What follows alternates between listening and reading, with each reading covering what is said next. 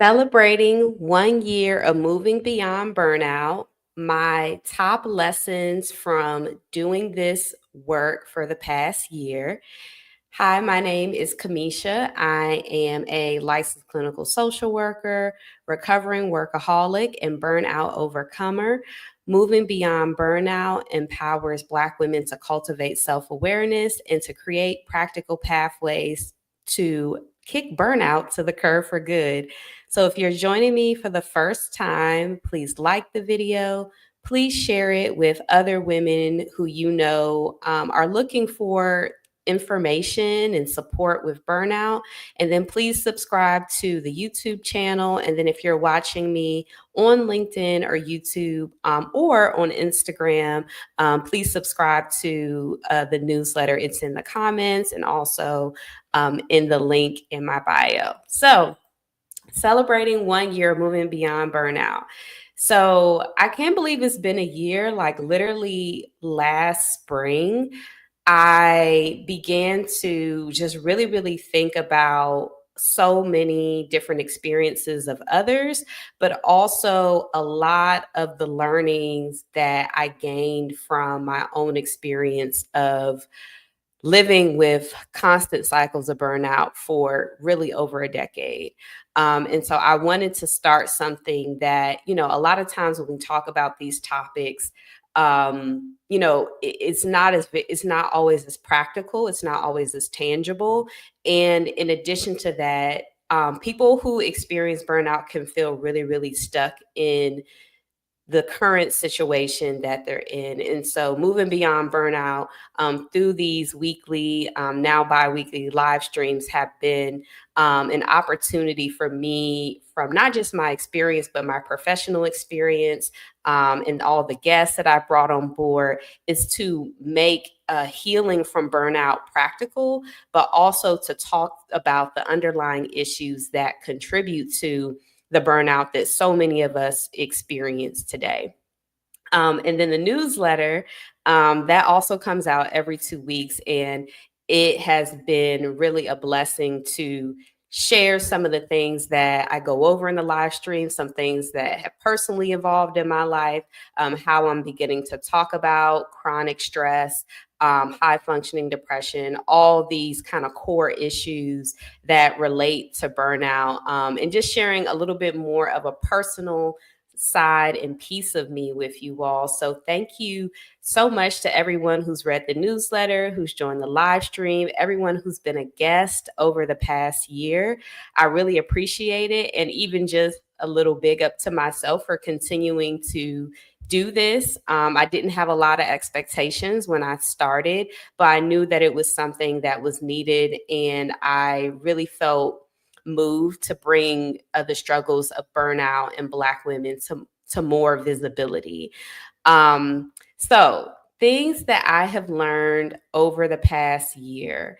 The things that I'm going to talk about are some of what I've talked about in live streams before, but some things that are also new as well as it relates to the top 3 lessons over the past year with burnout.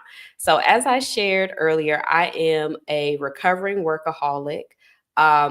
This really started a long time ago, when I was leaving high school and going to college. And there were a lot of habits or things that I was doing on a regular basis that kept me in a cycle of burnout.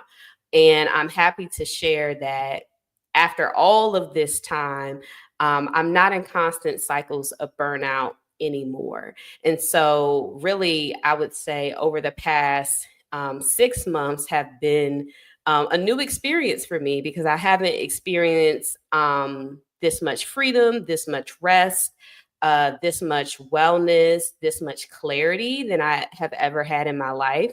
I'm not, somebody who's very seasoned in any form or fashion, but I can see a huge difference just even in the past year of doing this really, really hard work of trying to kick burnout to the curb for good. So I want to go over the top 3 lessons that I've learned over the past year. So the first one was getting clear about what I wanted my life to look like long term. And this was really important because for many of you all, I'm sure, can feel like you're just going. You have things that you're envisioning for yourself. You have an idea of what you want your life to look like. But many people are really just stuck in the motions of going, going, going, going, going, going, but still really struggling with their mental health, really struggling with their physical health. And all those things can make us lose sight of the big picture. So, what I really gained over this past year was the more clarity that we have about what we want our lives to look like gives us the power to begin to change those things for the long term. And clarity and vision, especially when we think about leadership or in certain spaces, even at the beginning of the year when we do vision boards, is really, really important for us to have an idea of where we're going. But when we have that vision of what we want our lives to look like, it helps us to know all the things that we need to change and all the things that we need to keep that we're already doing to help us to be in states in places of peace and tranquility and not in spaces of chronic stress or burnout. So that was one of the really biggest lessons that I got over the last year. And there were things that I had to let go of, some things that were really that really were no longer a part of the vision for my life. And some of those things were really, really hard. And that helped me knowing that vision that I could let go of different ideas or lifestyles that were no longer working for me. And also it required me to make some changes myself to be able to focus on what that long-term version looks like for me in terms of my well-being. The next one was knowing that you can be your worst enemy when it comes to change. What I've read about burnout, and even in this group that I'm doing right now that's focused on high functioning depression, is that you can be addicted to stress and you can also self sabotage when it comes to getting out of a space of burnout. And for some people who might be listening to this, you're like, well, how could you be addicted to stress? How could you, want be kind of in your own way when it comes to creating change?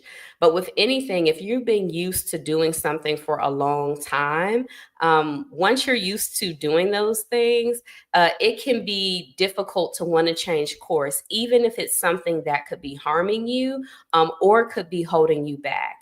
In mental health, we look at this when it comes to, cycles of symptoms with mental health conditions or particular events that seem to be replaying in people's lives, even though they know that things would be better when there would be a change. And so over this past year, I have truly learned that for some of us, we can be our worst enemy when it comes to changing burnout. There have been so many times where I've sat in front of women and we're talking about it, and they can name everything, the symptoms, the struggles, but actually moving to change things can be really, really difficult for people. So I would say for you, if you're struggling with burnout, chronic stress right now, think about ways that you can begin to make change, and to call out some of the maybe the behaviors or the actions that are kind of keeping you in the same place. And once you're able to really identify what that looks like, that can be a catalyst for being able to move towards the life that you want to have that is free from burnout. And then the last really big lesson over the past year, for me, has been undoing and relearning self and community care. So that, like as I just mentioned, there are actions and habits and practices that keep people in cycles of burnout. So there were a lot of behaviors that I had to unlearn, such as, working really late, almost all into the evening, being the first to volunteer to actually take responsibility for something, even though it would put more on my plate, people pleasing, um, not making time for other things outside of work. These were all things that I have truly had to unlearn and undo, and it took a lot of time. It took a lot of time to be able to identify those things and to be in the process of undoing, and then also just really relearning what self-care and community care looks like. Relearning self-care, like this week, I'll just give for an example. I was really, really tired, this week. And there was a moment yesterday where I was going to push through. And my body was telling me I had already worked 7 or almost 8 hours for the day. And my body was like, you need to go to sleep. You need to actually rest right now.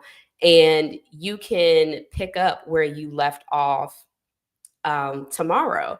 And previously, that's something that I may not have even done. I might have been like, oh, it's okay if I can just go another hour. But me relearning self care was like, no, you need to go rest. And I felt so much better. But there are certain things just like that I had to practice and create new habits and relearn to move out of some of those old patterns and behaviors that were no longer serving me and keeping me in a cycle. So, those are my top 3 lessons about burnout over the past year.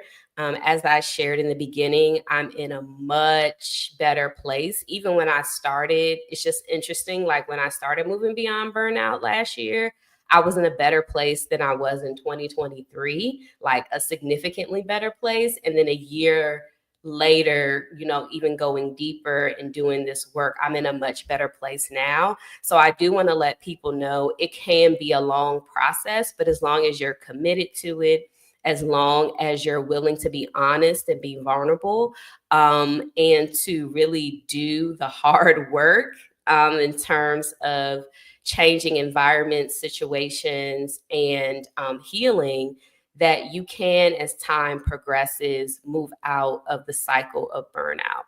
So I appreciate you all, as I shared earlier, for rocking with me over the past year. I am doing things a little bit differently. For the next year, I'm going to be doing evening live streams, just because of my schedule and just how things are shaping up for this next year. So I will be here every Thursday at 5 p.m. Central Time instead of 12 p.m. So I hope that you all can, still join me or watch the replay. And the topics that I'll be talking about over the next month are going to be really interesting. So I hope you stay tuned. And the next topic, which will be on Juneteenth, happy Juneteenth to everyone, pre-Juneteenth. And I will be talking about living our ancestors' freedom dreams through rest and wellness.